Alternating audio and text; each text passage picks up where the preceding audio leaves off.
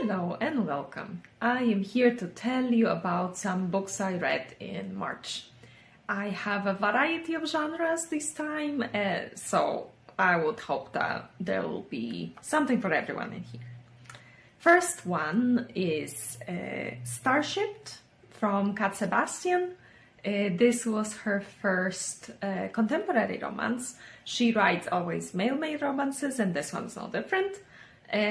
We have Simon. He's an actor and he is working on a sci-fi show, and he's been on it for years and years. They are several seasons in. He has this co-star of his is Charlie, who they always argue with each other. And well, Simon does not think that Charlie should even be on the show. But well, several years into their fraught relationship, they are kind of thrust together in a way, because Simon wants to leave. He wants to start doing something else, doing some more serious acting or whatever, and he is worried that if he quits, the word out will be that he is difficult to work with. And so he gets Charlie to kind of help him and show out there that they are friends. And so, you know, there is nothing bad in their history. And so there are no bad rumors about him. So it's beneficial for the both of them to act like they're friends and to show in public that they're good with each other. And that causes them to, of course, spend more time together, understand each other better and things like that. And that's kind of where the story takes off. This is very much a grumpy sunshine story. So if you like that kind of dynamic, you'll get plenty of that in here. It's quite a slow burn. There is a lot of great humor. I definitely would recommend if you like a witty protagonist and a lot of good banter. You'll find it here. I giggled a lot reading it. I listened to it on audio and I recommend it that way. It was a good audiobook. What else did we have? It was emotional, and there is also a great friendship in there. And there's a lot around kind of Simon coming out of his shell a little bit. He has this conviction that no one really likes him, that he's very difficult to work with, that things like that. So he kind of works through that slowly in this story. So I very much recommend that. If you've read something else from Sebastian before, then that's definitely kind of on par with her previous work. Okay, the next one was The Red Winter from Sullivan. That's another 2026 release. It is a historical fantasy. We are following Professor Sebastian Grave, who is a monster hunter. I don't think we are told from the start, from the get-go, that much about him, so I'll not spoil it, but he is a very interesting character and there is a lot of mystery around him. He has this Sarmodel that is like a demon that basically lives inside him as well. They talk together. He's like a passenger coming along, and their dynamic is really fun. And this is basically a retelling of, or is inspired by, the Beast of Gévaudan, which is, I don't know if you don't know that story, maybe I won't tell you too much about it. But we've got 3 timelines. We have Sebastian, who first met the beast, I think it was 1800s. At some point, they thought that they kind of beat it. And then we get, that's the most current timeline.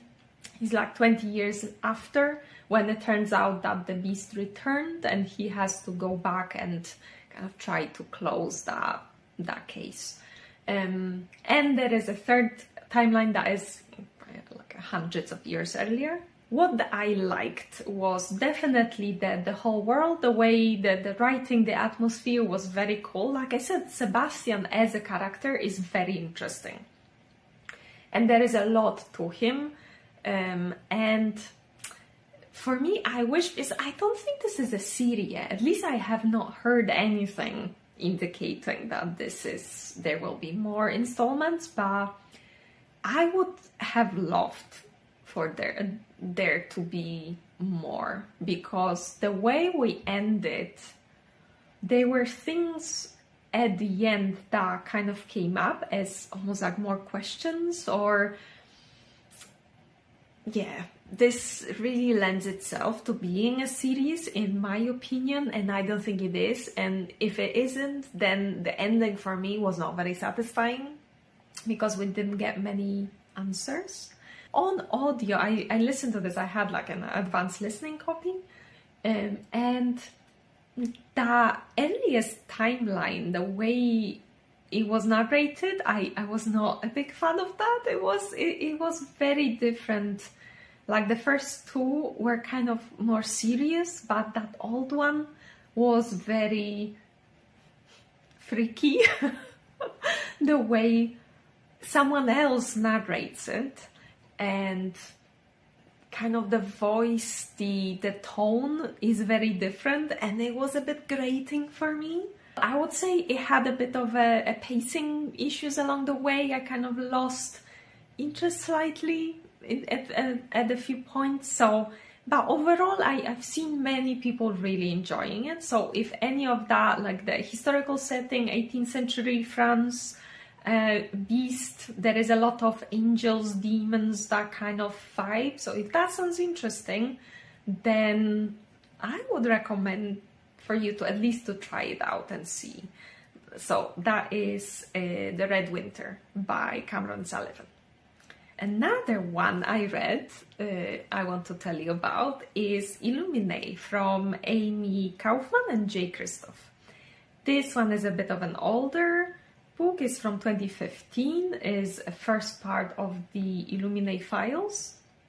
It is a sci-fi young adult series. I actually have here book 2, so you can guess how well that first one went for me. Well, it is, if you don't know, because that one has been such a, I've heard a lot about this book at some point, to the point that I actually bought it, and I had it on my shelf for years, literally. And I picked it up recently because of our fantasy bingo. I needed an epistolary book to to complete my bingo.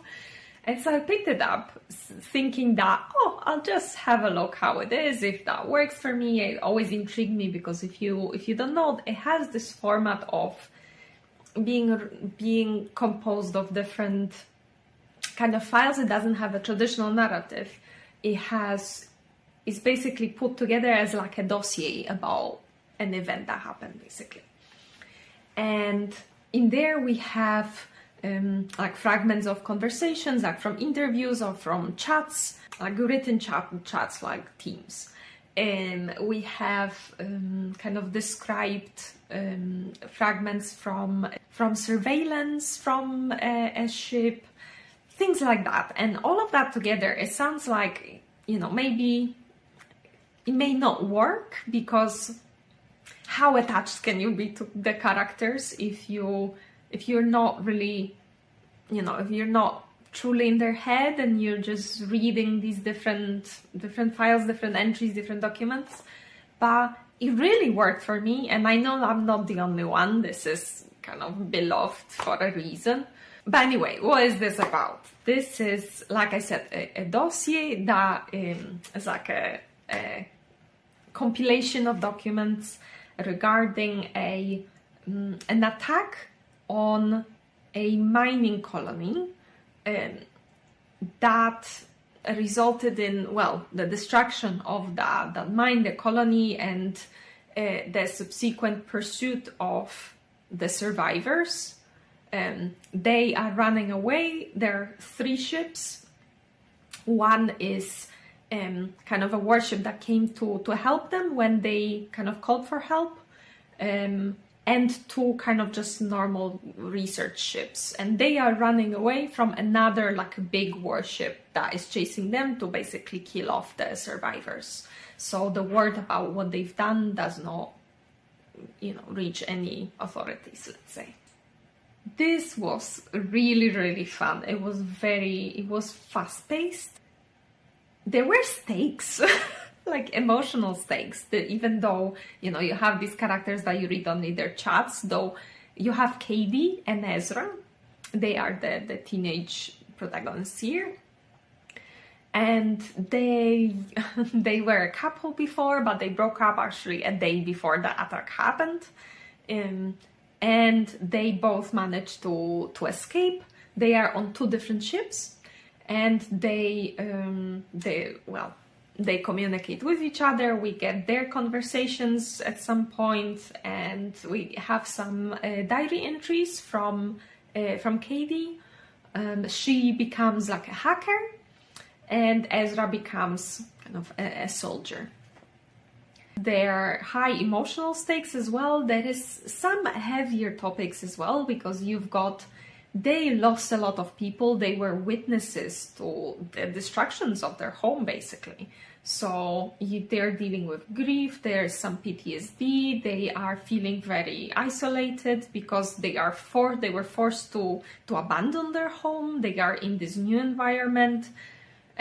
So there are themes of this. There is AI in here that plays bigger and bigger role as we go in. I won't tell you more about that, but it is very fun. So if any of this sounds interesting, I would really urge you to pick this up. I blew through it in like a few days. I couldn't stop reading it, and I am very excited. Yesterday, I received that second book.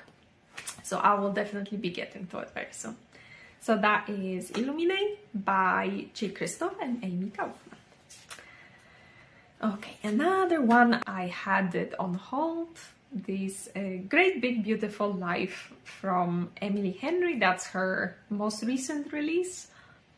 I heard mixed things about it, but because, again, it was for free, it was on Libby, I got it through the library, so I thought I will give it a go. And I actually quite liked it. So let me tell you what this one is about. Of course, it's a contemporary romance, as is with Emily Henry's books these days. We have two writers, Alice and Hayden. She writes like articles. She's more like maybe a journalist, but she is looking for her like a writing break. She's hoping for one. And Hayden he's written one, like a Pulitzer-winning biography. And they are both after this job with to write a biography of this famous woman that now she's like in her 70s, but in her heyday she was like in all of the newspapers and all of the media. I don't think she was even an actress. She was from a very rich family and from famous parents, and so, well, she became famous as well. But at some point there was this personal tragedy that happened to her, and she disappeared from the public eye completely. And so through this story we get the famous woman is named Margaret. Okay, so the setup is that Alice and Hayden get like a month with Margaret to basically convince her to work with one of them. She only wants to pick one, and she asks them for a month of their time to basically start having interviews with her, work with her, and she will pick who she likes best basically at the end of that month. So because this is like a small place where they are, so of course Alice and Hayden keep bumping into each other. It's another of Grumpy Sunshine stories. So we get their story, their romance, plus we get alternating chapters of Margaret's story, basically, as it is told to Alice. And so, first of all, if that works for you, if you like these kinds of celebrity stories, famous people, rich people, drama kind of stuff, then I think you will like this story. I am not a fan of that. If I knew that that book is at least is like half of it is that, and I'm not sure that I would have picked it up.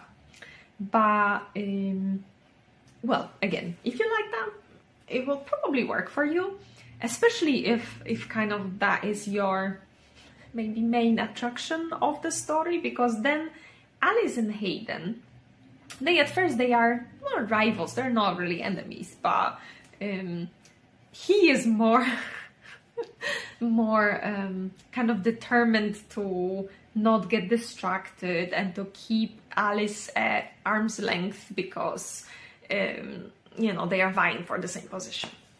But she is very cheery, happy, sociable, so they do become friends, and then of course it turns into more.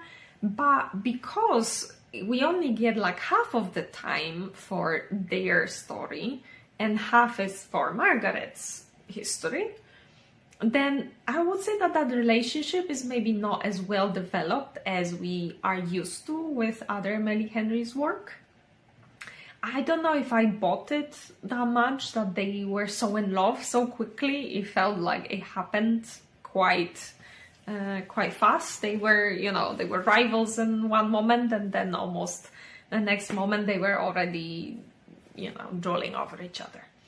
So, but again, I quite like the themes of this story. There was a lot around, Margaret's life and what kind of the value of family and forgiveness, things like that. And then kind of that was a bit reflected maybe in the present timeline with Alice and her kind of using her all this positive cheer to maybe hide some darker truths, or her, the real feelings that she had about different things, especially around her family, her mom, and having difficult conversations and finding your own place, things like that. So it has some lovely messaging at the end. There was a lot of drama in the end as well, but overall I wouldn't say it was, it wasn't terrible. I like I said, I heard quite mixed things, but I would say that you should still try it out and see if it works for you. But that is Great Big Beautiful Life from Emily Henry. And the next ones I'll tell you, there are two that I'll tell you about together because they're both from the same series. So of course, we're all into hockey romances these days. It's SCU Hockey is the series name. And, from J.J. Mulder, and that is another, sports contemporary romance with, two male protagonists. And I think, that was the ones that I read was Save the Game and On the Edge. That's book 2 and 3. I read the first one, I can't remember, some months earlier, and now I kind of go back to it. And these ones are, what I'll say is, they focus quite heavily on some, usually like mental health issues or some struggles of that sort that one of the main characters has. And they are a lot about healing and kind of overcoming some issues that one of them has. And if you like that, if you like your romances to have these heavier undertones, then this might work for you. Especially that book 2, the Save the Game. It was really heavy because one of the protagonists, he was dealing with there's an assault that happened to him, and this is basically about him healing from that. You don't have it on page, but you have kind of almost the immediate aftermath. You see it, that's the first chapter, and then you jump to a year after and see him basically dealing with PTSD. He has some disordered eating, he doesn't sleep much, he was really, he's having a hard time. And then he meets this boy, Luke, who is very cheery, happy, sociable, confident guy.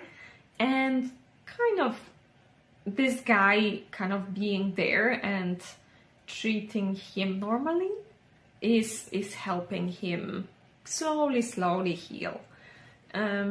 So that healing is basically as much a part of the story as the romance. So again, if that kind of balance works for you, then that could be a nice pick. The romances themselves are very sweet. They are very tender, very affectionate.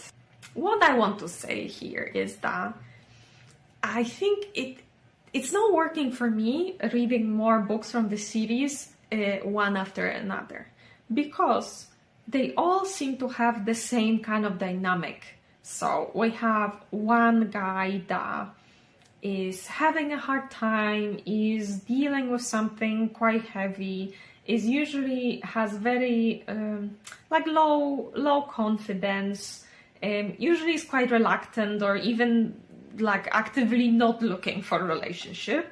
And then you have the other one that is very sweet, very understanding, very patient, and very kind of proactive. And you have these very imbalanced roles in the relationship. And while I understand that sometimes, depends, we're all going through different things in our lives. We need someone to help us, to push us forward, or to take some initiative. I think I always miss for this to balance out eventually. So it's always like one is doing all the job and the other one is almost like, I don't want a relationship, I'm dealing with things. Or like, oh, maybe, but he probably doesn't really want me, and no. And that eventually, like, I'm not a super fan of that kind of dynamic. And yeah, so I would, if you're thinking of picking that up, I would say just pick one and then take a break. And if you like that one enough, then you can pick the other one, I don't know, some months later. But at least for me, it wasn't working. I think each book I liked less and less. So yeah. But that is, SCU Hockey, basically. That's the name of the series from J.J. Mulder. And then I read The Warrior's Apprentice from Lois McMaster Bujold. This is a series that started, I think she started writing it in the 80s, and is part of the Vorkosigan saga. This one is probably book 3 or 4 in the series. So, well, I would recommend, if you feel like picking this up, I would recommend starting with Shards of Honor. What can I say about this series? It just delights me every time I pick up a book from this series. I don't know why. I read the first 2, which were kind of their own. They had their own arc. They were a bit of a duology. And I read them, I think, last year. And then I took a bit of a break and just now go back to the series. But I'm definitely going to be picking up more. We've got, in here we have Miles, who, I don't know if I even want to tell you who he is, but he's a different protagonist than the first 2 books. He basically gets into different shenanigans through the whole story. It's basically like a space opera. It's very smart. Lois McMaster Bujold is really smart the way she comes up with different ploys and different, solutions, and they are sneakily trying to find ways to, to solve something or avoid something. And he basically, Miles at first, when we start, he's trying to get into a military academy. but he is not admitted. And he kind of has this feeling of like trying to prove himself, trying to find something to do.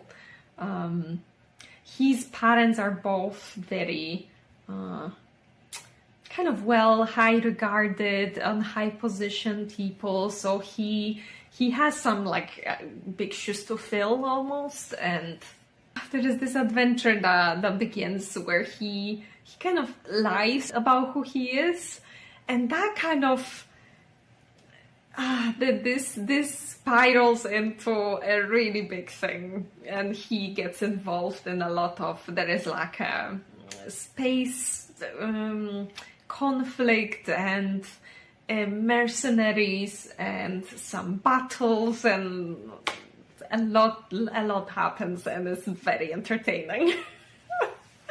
So I love, what I'll say is I love this author's characters. I think they are one of the most kind of convincing, human, real feeling characters that you will find in SFF, really.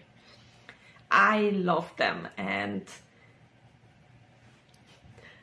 it's just a delight to follow them, to see them dealing with different, good things, bad things, different things that are coming up in their raising up to the occasion, or finding ways to overcome obstacles. There is a lot of humor, but there is also, she always has some darker themes that appear in her stories. So just pick up Vorkosigan Saga. That's it. That's all I have to say to you, and see if it works for you. Because if it does, then you're in for lots of fun. So that was Warrior's Apprentice from Lois, McMaster, Bujold. Okay, the next one was, I picked up another recent release, and that is 30 Love from Tom Vellner. I think this one is one of the recent romance releases that I've not heard much about. This one is another sports romance with male romance, but this one is focusing on tennis for a change. And I used to watch a lot of tennis when I was younger, and so I remember a few things, few shots, how the tournaments are called and how kind of the scoring system works. So I very much enjoyed it. And I have to say that in here, we have Leo, who is a professional tennis player, and he is, I can't remember, he is ranked, he has he's in one of the top 100, and it's quite high in the top 100 in tennis players. You get a lot of this is basically kind of his 2 years in his life when he is getting close to 30. He feels like his professional career will probably be ending soon, because professional athletes don't manage to work very long. So he still hasn't won any of the big tournaments, and he really wants to win the US Open. They are Americans, so this is particularly significant for them. His father was a professional tennis player as well, and he is still his coach, but the father has MS that you don't really see much in terms of his symptoms or how his life really is impacted. You are more told that it impacted him and impacted the whole family, of course. And so because he got that diagnosis when he was still playing, the father, he never managed to win that US Open that he always wanted to win. So Leo, kind of to honor his father, he wants to win it. And it's kind of, there is a lot around tennis, about him planning them strategizing for the games, him practicing different shots, him I don't know, planning the season, them even like there are some games that he plays that are actually described quite in detail. So if you like tennis, I think you will really like it. So that was a big part. It was almost like the romance was there, but I would say that it wasn't even like a 50% of the plot. I would say it was even a bit less. Because we've got the tennis, we have kind of Leo's relationship with his dad, and then kind of him exploring his sexuality, and then alongside that he kind of he has this his childhood nemesis Gabe that, well, turns out maybe he's not the nemesis after all, you know. So yeah, I very much enjoyed it. I really enjoyed that this one was heavier on the sports and on kind of Leo's life as a professional tennis player in general, and less heavy on the romance. The romance, again, there wasn't much spice, there wasn't, less to it and more like a contemporary sports story. But if that sounds good, that is 30 Love from Tom Vellner. And now, to finish it off, I will tell you about the last book I read was Good People from Patmeena, Sabit. And that is another 2026 release. I think this one was maybe from January. And it was, well, it said is literary thriller maybe, though I would say, well, it's not, don't come in expecting a lot of thriller in here. This was a very, very interesting, very thought-provoking, very provocative novel. So let me tell you what this is about. It is a story of a Sharaf family who were Afghan immigrants to US. They first arrived having almost nothing, but they've built over years and years. The father of the family, he managed to kind of build his own company, and they became rich. And it's almost like they were almost this picture of an American dream. They have 4 kids, and the second oldest is Zora. And something happened to Zora. We know that basically from the start, I believe, or at least it is in the summary.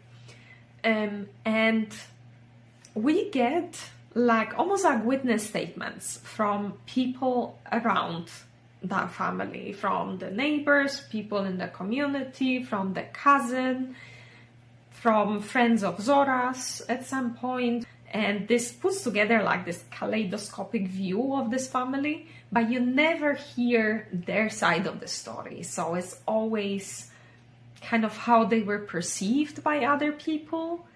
And is an amazing kind of comparison between even like other Afghans that were in their community and then the Americans whose views we have. And you get a lot of like culture clash. There is a lot around immigrant life and their realities, a lot of prejudice, racism.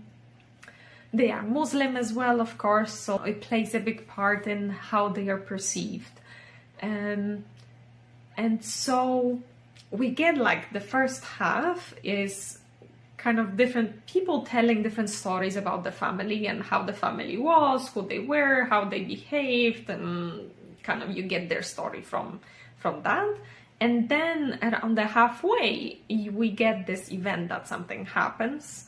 And then you get kind of a fallback of this, what people thought about it. And it's basically all is kind of the public opinion. Then you get some journalists and investigative journalists, people that, you know, these more professionals that give their side of the story. And I was very impressed with this, how this author managed to never really take a clear stand, never really tell you kind of their view. You always get this variety of voices with so different views and your own kind of opinions of like what happened, who this family was, why they did, if they did something or they didn't do anything. You kind of your mind was changed all the time from one kind of this interview and one voice to the other. So it is a very interesting story, and if you're interested in these matters like refugee lives, like I said, racism, the nature of truth, our prejudices, if any of that is interesting, kind of traditionalism versus kind of liberal modern approach, there is a lot in there to parse and to chew on. So that is Good People from Patmeena, Sabit. And last thing I'll say, I very much recommend this one on audio. I listened to this, and this one has a full cast, and I thought that I would say that it really added to my experience. It was very good. I am still in the middle of my Memories of Ice from Stephen Erickson. I am getting there. I don't know if you can see this. I still have like 250 pages left, so I'm still working on this.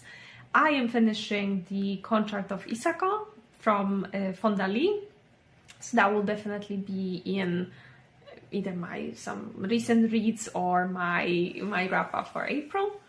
Yeah, these are the main two, and probably I'll pick up Gemina, the book 2 of Illuminae files. So that is to come.